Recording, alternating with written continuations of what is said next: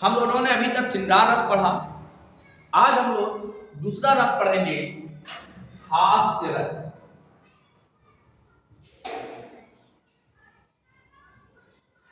इस रस का स्थायी भाव होता है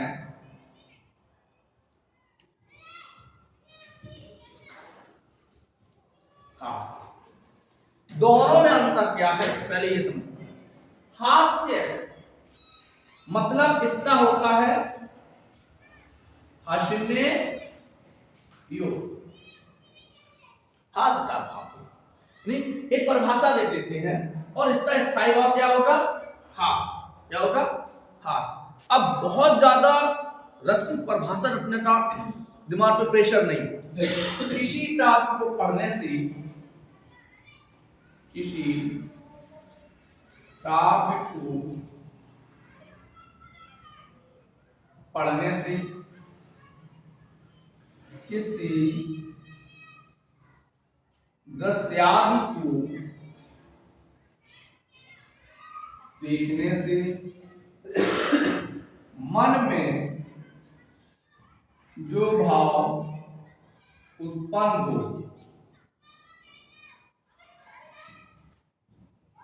वही रस बन जाता है।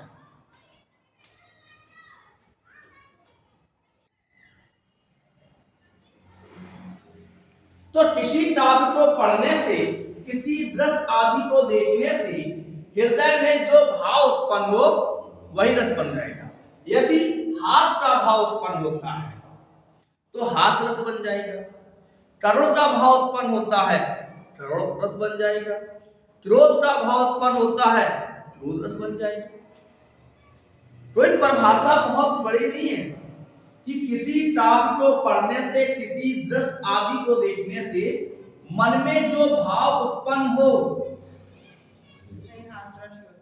वो रस बन जाता है। यदि हास्य का भाव उत्पन्न होता है तो हास्य रस हो जाएगा। तो आपकी परिभाषा हो जाएगी, किसी टॉपिक को पढ़ने से, किसी दृश्य आदि को देखने से हृदय में हास्य नामक स्थायी भाव जागृत होने के कारण हास्य नामक स्थायी भाव जागृत होने के कारण हास्य रस बन जाता है। अगर आपको गुस्सा आ गया तो कौन सा होगा? क्रोध। क्रोध नामक स्थायी भाव जागृत होने के कारण।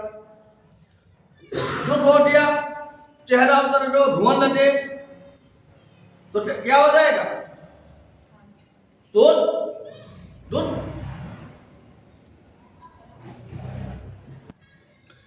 तो कहने का आशा है कि जो भी रस बन जाए। अब इसमें आलम्बन किसे कहते हैं समझ लेते हैं।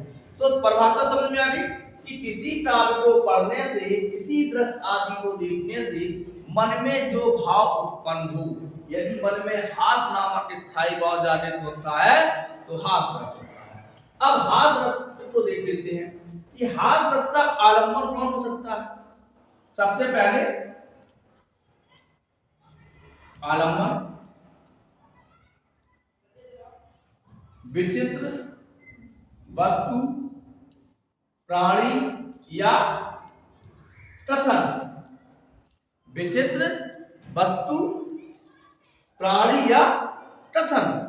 अगर इसको देख के तुम्हें हंसी आ जाए, कथन का मतलब क्या होता है? मान चलो तुम आप बैठे हो, जो किसी ने ऐसी बात कह दी कि हंसी आ जाए। जैसे उन्होंने भी सर सुनो, सर ने अरे हिम्मत से काम लो। तो हिम्मत से काम लेना, मैं फिर बेचारी से कोई आपसे बार बार कहे रुको यार हिम्मत से काम लो, तो क्या हो जाएगा? हंसी आ सकती है। कोई भी कुछ जोक हो जाए तो उसे क्या कहते हैं? हाँ। जैसे एक उदाहरण पढ़ते हैं, बुरे समय को देखकर, बुरे समय को देखकर तू गंजा क्यों रोए? गंजा व्यक्ति है। बुरे समय को देखकर तू डंजा क्यों रोए किसी भी हालत में, किसी भी हालत में तेरा बाल न बांका हो।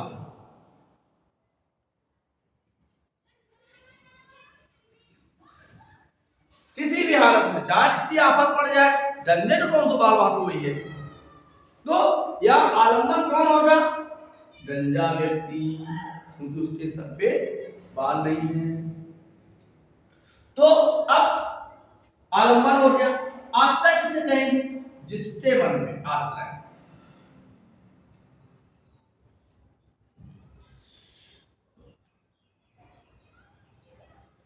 जिसमें हास्य का भाव प्रकट हो, जिसके मन में हास्य का भाव प्रकट हो। मतलब जैसे आपने कोई बात सुनी और आपको हंसी आई नहीं, तो आपको होगा आश्चर्य, उद्दीपन, उद्दीपन।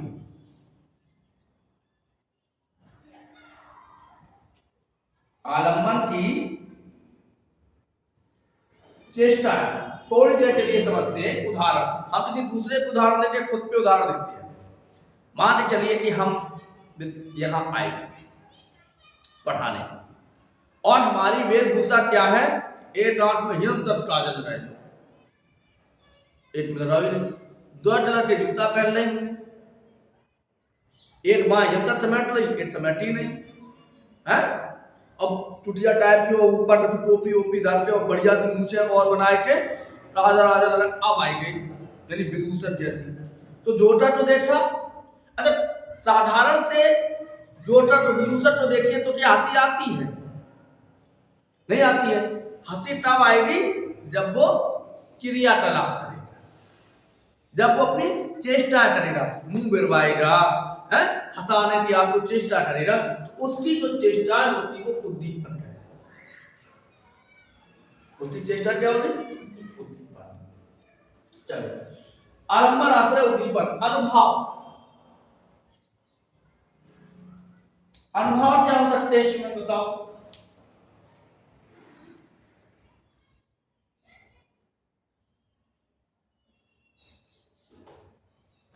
जोटा तो देखा, खड़े बैठे आंखें मटकी है, मुंह बिरवे है, तो ये अनुभव होते हैं। कायक मानसिक, कायक है, आहार है। कभी कभी देखा हम, मुझे ध्यान है बचपन में कि हम रामलीला देखने जाते हैं, जोटा राव कम से कम 50 जोड़ी कपड़ा उतार डाली है। तो आदमी यही बातें पड़े, एक उतारो ताकि बाद फिर टॉप होता पहना, फिर उतारो, तो तमाम वो उसका अनुभव होता है। आंख मटकाना है, घूम चलाना है, अपने शारीरिक क्रियाकलाप कर। अब एक उदाहरण देखते हैं।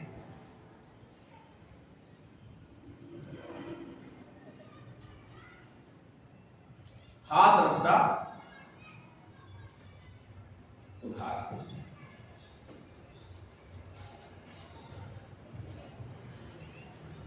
नाना वहन,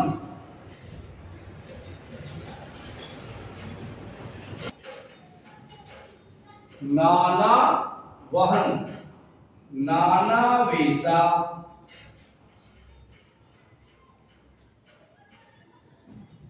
बिहसे शिव, समाज निज दीक्षा। नाना वाहन, नाना वेशा, अनेकों प्रकार के वाहन है, अनेकों प्रकार की वेशभूषा है। वेशे शिव, समाज निज दीक्षा। शंकर जी ने जैसी अपनी बारात देखी तो उन्हें हंसी आ गई। क्यों हंसी आई, को मुठहीन विपुल मुठ काबू, कोहुबुजहीन, को भोजहीन, को बड़बाहु, को बड़ बाहु। अब पहले स्टार्ट सुनते हैं। संदर्भ, जब दूल्हा चलता है, जब किसी की बारात जाती है तो दूल्हा अपनी बारात जरूर देखता, तुम फूफा आए गए या तो गंदे कपड़ा तो नहीं पहने, पहले ही होता था। तो शंतनु जी ने सोची कि भाई बारात जा रही, देख लें। तो नाना वाहन, अनेकों प्रकार के वाहन है, कोई मोर पे सवार, कोई बचनी पे सवार, गधा पे सवार, कोई भैंसा पे सवार, कोई चूहा पे सवार, नाना वाहन, नाना वेशा, अनेकों प्रकार के वेशभूषा है। कोई पैंट शर्ट पहने, कोई टाई कलर, कोई मतलब ऐसे ही जाए रहो, कोई कुर्ता पैजामा पहने। वैसे से शंकर जी को हंसी आ गई, कोई है ना जाए, समाज निज देखा, अपनी बारात को देखी तो हंसी आ गई। क्यों? तो मुझे टाउ के मुंह नहीं, बहुत तैयार है, बारात चलेंगी। विपुल मुखी टाउ, विपुल माने बहुत अधिक, रावण क्या तो सही अधिक, विपुल माने बहुत अधिक, टाउ बड़े सारे। अब कल्पना कीजिए कि पंडित बैठी हुई और ज्यादा मूड ना हो, बैठे हुए, अब पत्तल कहां डरी है, एकदम अंदर से आवाज आई, पत्तल डालने वालों आए रो, मैं बुद्धि से डाल दे, यही डाल दे, राइट। जिसके मूड नहीं हो किधर से कहां से खाए। विपुल मुठि काहू, काहू के 100 मूड लगे। अब जाओ कंफ्यूज पत्तल वालों, कौन से मुंह के सामने डाले। हीन, काऊ की भुजाएं नहीं है, लेकिन बारात का वो तैयार। अब पत्तल वालों सोच रहे ये कहां डाले पत्तल, तो धारे देख अभी जिम्मेदारी मेरी है। तो हीन, बड़ बाहु, किसी की इतनी इतनी बड़ी भुजाएं हैं कि 2 नौकर लगे हैं, भुजाओं को लेते हुए चल रहे, उनके पकड़े हुए। तो हास को ही दंगा भयो, हास को ही दंगा भयो, किनके विवाह में? नंदा के विवाह में।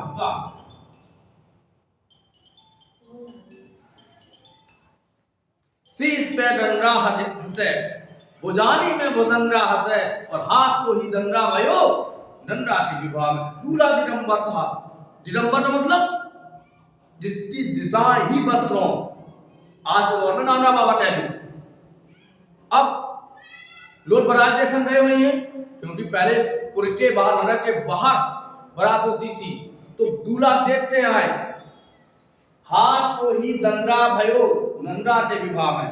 अब शंकर जी तो दूल्हा बने बैठे, कपड़ा पड़ा पहने नहीं, जो देखन रहो वन देखो, हंसने आए, यहाँ से और लोग जा रहे थे, उन्हें हमें बताया जा दूल्हा कैसो है, तो बताओ नहीं, देख लो, तो मुंह मान के हंस के चले गए। तो हास को ही दंगा भयो, नंदा के विवाह, इसे कहते हैं हम हास। और देख लेते हैं, आशिक सारे नीर से, दूसरा उदाहरण लेते हैं, और ये बहुत अच्छा उदाहरण है आप लोगों के लिए, सबके लिए समझ। आशिक सारे नीर से, कुछ पल देते साथ, कुछ पल देते साथ, आशिक सारे नीर से कुछ पल देते साथ, पति साबुन सा लगे, पति साबुन सा गले, तो न छोड़े हाथ, तो न छोड़े हाथ।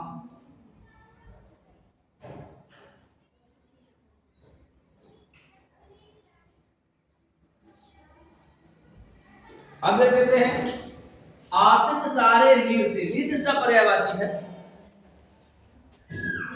पानी का। पानी का की प्रकृति क्या है? चलना, बहना, आया चला गया, आया चला गया। तो यही आशिक की स्थिति है। कुछ पल देते साथ, थोड़ी देर के लिए आपका साथ देंगे, लेकिन पति साबुन साथ गले, बेचारो गलत रात, जो आए सो आए, मन के चलो जाए, तो न छोड़े हाथ, कभी भी वो अपनी पत्नी का हाथ नहीं छोड़ता। अब आज के की बात अलग है, आज विवाह नहीं रही। जब से रियल बात तो ये है कि जब से 2-3 चीजें, एक वो कौन सी चली, प्री वेडिंग। प्री वेडिंग, शादी से पहले एक दूसरे को जानना है, ये हमारे संस्कारों में नहीं है।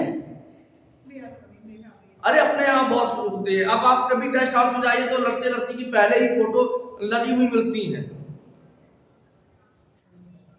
तो क्या होता है या अब ये सब बहुत वैसे हो गए, संस्कारों को बिल्कुल नीचे क्यों ले जा रहे। पहले क्या होता था कि एक विवाह 24 घंटे की मतलब एक विवाह एक ऐसा संस्कार है जो 16 संस्कारों में आता है। विवाह संस्कार भी है, तो वो बड़े मर्यादित, और सनातन में तो बहुत ही मर्यादित होता है। लेकिन आज पता है, जब से जयमाला, कौन सा भैया तुमने धनुष तोड़ा था जो जयमाला डर, मतलब बरमाला अच्छी है, अब बरमाला डलना चाहिए, लेकिन पता नहीं दोए गए उनकी बिटिया तो उठा लो इतनी ऊंची, क्या मतलब है। चलवा रहे हैं। दूसरा स्टेज पे ही लड़का लड़की दोनों नजर लग रहे। हाँ, अब तो यहाँ भैया क्या है, चलो कोई बात नहीं। और कहते हैं, बिंद के बासी उदासी तपोव्रतधारी महाबिनु नार बुठारे। विंध्याचल पर्वत पर रहने वाले जितने भी तपस्वी थी, वो बड़े तपस्या में लीन रहते थे, लेकिन बिनु नार बुठारे, बिना स्त्री के बेचारे बड़े परेशान थे। उन्होंने सुन रखा था कि राम के चरण लगने से पत्थर अहिल्या हो, सुंदर नारी हो गई। बिंद के बासी उदासी तपोव्रतधारी बिनु नार बुठारे, वही है शिला सब चंद्रमुखी, एक बावन दुग्ध पटल नहीं, वही है शिला सब चंद्रमुखी, करुणा करके कानन जो पर धारे। क्या पर इधर से निकलेंगे तो जितनी भी ये शिलाएं पड़ी हैं, एक बावन दुग्ध त्रास से दल नहीं, सब राम जी के चरण से लगे और सब सुंदर नार हुई है। अब राम जी ने सोचा कि यार ये तो तपस्या वाले हैं, क्या करें, तो उन्होंने फिर रोने लगी। विंध्याचल पर्वत पे खबर पहुंची कि राम जी रो रहे, राम जी रो रहे। राम जी ट्राई हो रहे कि सीता का अपहरण हो गया, उनकी पत्नी कोई चुरा ले गया, कि तो पत्नी के जाने पर रोना भी पड़ता है। बोले हाँ, बोले तो उस लायक है, अब नहीं। तो ये क्या है, कुछ ऐसे उदाहरण, मतलब कुछ ऐसे कथन जिसको सुनकर आपके अंदर हास्य का भाव जागृत होता है, हंसी आती है, तो वो हास्य रस होता है। कल हम लोग 2 रस पढ़ेंगे, करुण और राम। चलिए आज के लिए इतना ही। राधे राधे।